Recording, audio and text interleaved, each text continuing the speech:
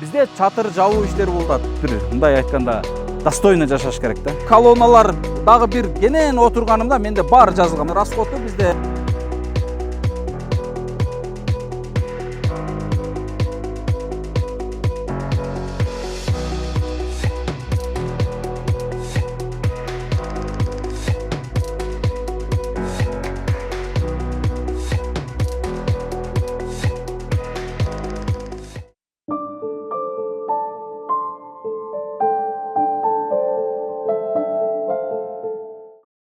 Арбаңыздар, урматтуу мекендештер, жалпы эл жакшылары. Биз Ак ниет аманат коомдук кайрымдуулук фонду Ордолу Ош чергесинде баштаган муктаждар үчүн турак жай комплексинде иш өтө бүгүнкү күндө кызуу. Бүгүн буйруса 18-19 август болуп калды, 2026 жыл туугандар. Бизде чатыр жабуу иштери болуп атат. Лай басып бүгүн буйруса бүтүп калдык, Кудай кааласа. Азыр аркада топка, санузел, анан нарагында дараткананы бүт баарын үстүн лайын басып, бүгүн буйруса бүткөнү турабыз. Урматтуу туугандар, эми мен сиздерге могул стенабызга, муктаждар үчүн турак жай комплекстин салынган дубалына, кыргызча дубалына, бул жерде 1 эмес, 2, 3 эмес, 5 үй бүлөгө ылайыктуу салынып аткан турак жай комплекстин стена дубалына канча расход кеткенин мен сиздерге токтолуп кетейин туугандар. Сиздер анткени күтүп атасыздар. Сиздер көбүңүздөр кимдер күтөт? Албетте жардам берип аткан инсан эмес. Бербеген инсан бергендин чөнтөгүн санайт демекчи. Мен өзүм үчүн дагы эртеңки күнү мындай таза болуш үчүн убакыттар болбой атты. Мына бүгүн мен сиздерге толук отчет берип кетпесем болбойт. Урматтуу туугандар, мен кыскача токтолсом болобу? Ар бир мен материалдарына токтолсом анда көп убакыт талап кылып калат. Мен эми азыр мындай кылайын. Нол жерге биз акчалай сатып алган строй материалдарыбыз канча сом болду? Анан элдер мынтип кирпичтерин алып келип берген материал суммага чакканда канча сом болот? Анан уста акысы 3кө бөлүп туруп айтып берейин, анан итогуна токтолоюн, туугандар. Мына буйруса бизде мол муктаждар комплексинин 1 жана 2 кабатынын жалпы стенасына кеткен расходу туугандар 533.350 сом кетти. Биз бул жерде цемент сатып алдык, кирпич сатып алдык, сетка мык сатып алдык. Бул жерге жалпысынан 1 кабатына 20 000 штук кирпич, ал эми 2 кабатына 8 000 штук кирпич. Андан бизден ашкан дагы кирпичтерибиз бар. Андан сырткары бизде 1000 метрге жакын арматура, сесмопояс колоннага. Андан сырткары ушул жанагы шебен, отцеп, жана башка цемент бар биригип биз акчалай сатып алганыбыз 533.350 сом. Ал эми туугандар, бул жерде кээ бир туугандарыбыз кирпичти алып келип берип атты, кээ бир шагыл топуракты алып келип берип атты. Мен ушуну дагы токтолуп кетейин. Жалпысынан бизге 12.500 штук кирпич өздөрү жүктөп алып келип берди.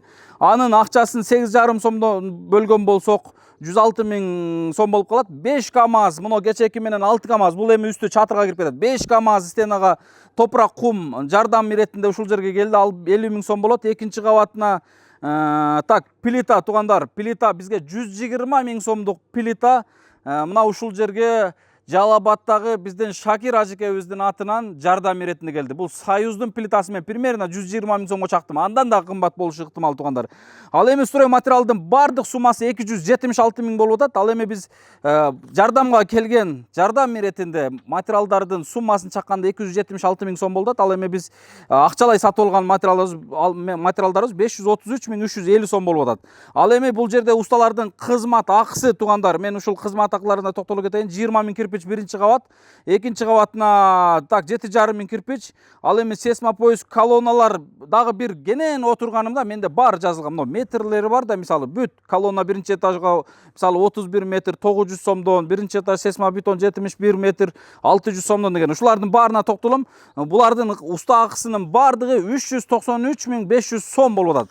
Ошондо туугандар, засыпкасына кеткен расходу бизде акчалай 21.300 сом кеткен. Ушул шебен, отцеп жана төгүп засыпка кылып атканыбызда. Ал эми материально шебен жана техникалардын жардамы 65 000 сом болуп атат. Аларды кошконубузда бардыгы биригип туугандар бизде стенага кеткен расход 1.289.150 сом расход кетти туугандар. Кайталайм. Муктаждар үчүн турак жай комплексинин дуалына кеткен бүт расход, акчалай материалына бардыгын каражатка чакканда бүгүнкү баага эсептегенибизде 1.289.150 сом кетти. Бул деген дагы bundan да ашча кетиши мүмкүн эле. Биз базарга барып түшүндүрүп, бардык нерсени арзан алып, мисалы кирпичти башка бирөөгө 8 сомдон 9,5 сомдон жеткирип берип атса, бизге 8,5 сомдон жеткирип атты. Мына ушундай туугандар.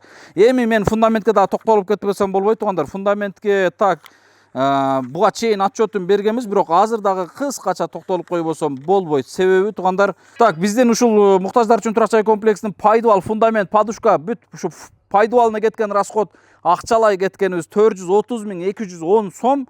Ал эми материалына шебен алып келип берип атты, анча-мынча цемент алып келип берип атты. Аларыбыз каражаты 100.000ге жакын каражат болду. Ошо менен бизде 530.000 сом фундаментке 1.200.000 так азыр эле кайталап кеттим. 1.289.150 сом мынол стенага кетти.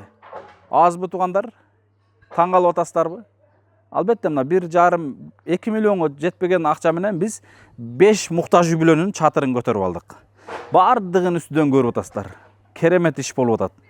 Бир сонун жөнөкөй иш болгон жок бул жерде. Бардыгын көрүп атасыздар. Анан ошол 2 миллион каражат менен азыр bir үй бүлөнү үйлүү кылайын десең, мындай болгон bir үй салып бере албайсың. Же bir квартира алып бере албайсың. Мына ушундай туугандар.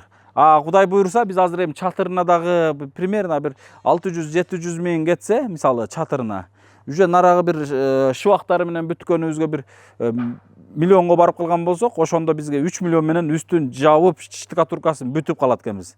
Нар жагына дагы канча бүтөт билбейм, ошо менен примерно бир максимум бир 5 миллион менен ушул жерде 5 муктаж үй бүлөнү үйлүү кылып ала тургандай болуп турабыз. Кудай буйруса, иншалла, аракет кыла берсек. Ошол туугандар.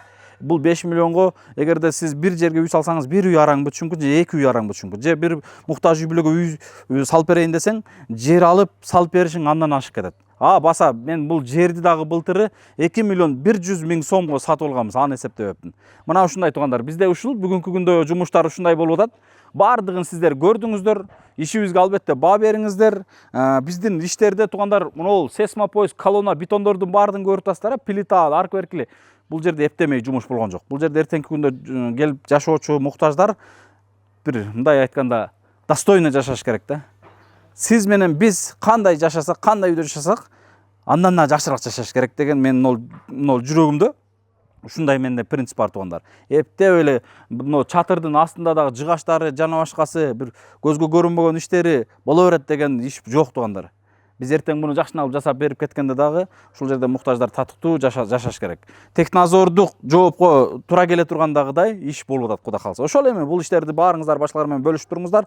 Ишибизге сөзсүз көңүлүңүздөр туура келсе лайк басып, комментарий калтырып, экран алдындагы реквизиттерге колдон келишинче колдоңуздар. Алдыда бизде азыр мен бүгүн мынол лайв басып аткан усталардын кызмат акчасы канча болот билбейм. Сиздердин ушул 2 күндөп, 3 күндөп салып аткан Мбанк жана Сбербанкка салып аткан аманатыңыздар буйруса жетеби карайбыз. Азыр эсептеп бүткөндө билебиз. Буйруса эсептешип алып, анан чатыр тенекесин жаап аткан усталардын кызмат акысына дагы биз каражат даярдашыбыз керек. Кудайга шүгүр, такта абсолютно баары чечилди. Кече Жалал-Абадтан дагы 70 миң сомдук жыгач алып келдик. Анын 23 миң сомдугун сатып алган болсок, ошондо бир 45 миң сомдук такта дагы жардам беришти. Бул бир. Экинчиден туугандар, мына ушул жерде чатыр тенекесин бардыгын жанагы Тез кабар каналынын жетекчиси Пай Атакул ажы досубуз бардык листин алып берди туугандар. Көрдүңүздөрбү? Мен дайым айтам го, бул иш бүгүн болсо эртең бүтөт. Сиз бүгүн аракет кылып себепкер болуп калайын деп Алладан сураныңыз тууганым. Бүгүн ушул жерге жок дегенде сиз бир кирпичкече кошо албадыңыз, 9 сомдук кирпич. Эми бир мык кошуп калайын деп аракет кылыңыз, себепкер кылыңыз, ниет кылыңыз. Иншалла Алла таалам ошондо сизди себепкер кылат. Бул жерге караңыз, канча колунда бар адамдар себепкер боло албай атат. Ошол туугандар, баарыңыздарга чоң рахмат. Аманчылыкта көрүшкөнчө, дрон аркылуу бүт бардык эмелерди, иштерди көрүп атасыздар. Иштерибизде кемчиликтер болсо, сөзсүз комментарийден күтүп калам баарыңыздарды. Салам алейкум.